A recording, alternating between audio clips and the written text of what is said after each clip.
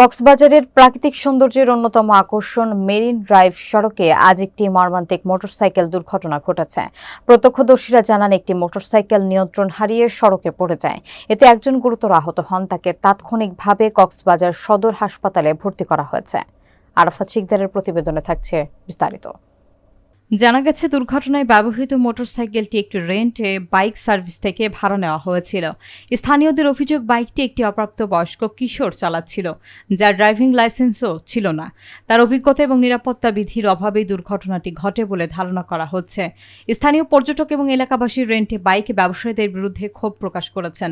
তারা অভিযোগ করেন, যাচাই বাছাই ছাড়াই কিশোরদের কাছে বাইক তুলে দেওয়া হচ্ছে, যা সড়কে বিপদের অন্যতম কারণ হয়ে দাঁড়িয়েছে। এক প্রত্যক্ষদর্শী বলেন, প্রায়ই দেখা যায় 14 থেকে 15 বছরের ছেলেরা হেলমেট ছাড়াই বাইক চালাচ্ছে।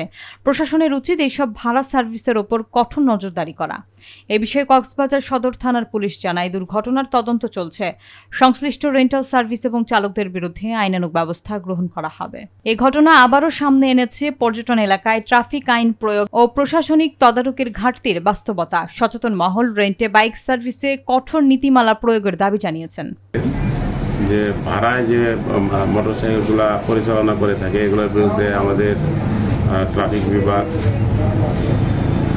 এবং যে যানবাহন নিয়ন্ত্রণের জন্য যে অফিসাররা নিয়োজিত আছে, তারা সবসময় এটা একটা অভিযান পরিচালনা করে আসছে, যেটা প্রতিনিয়ত রেগুলার ওয়ার্ক।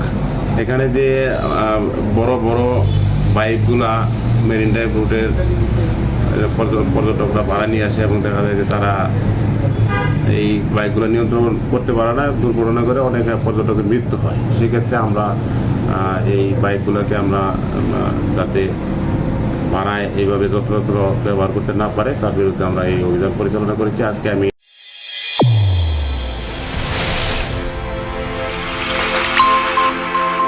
চ্যানেল A1 হৃদয়ের স্পন্দন।